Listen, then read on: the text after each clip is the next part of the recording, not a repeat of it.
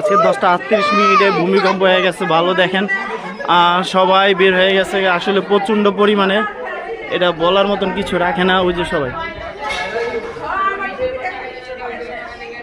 অনেক লোক ওইখানে দাঁড়া রয়েছে, পুরো হজবর লেগে গেছে।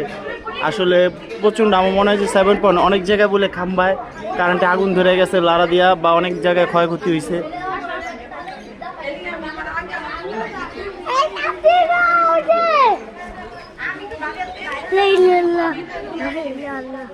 সবাই আল্লাহ হেফাজত করুক।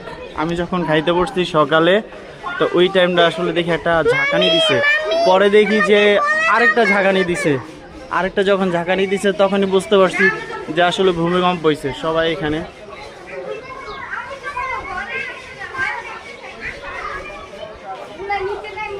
এই 7 তলা বাড়ি যদি ভাঙা যায় তত অবস্থা পুরাই খারাপ।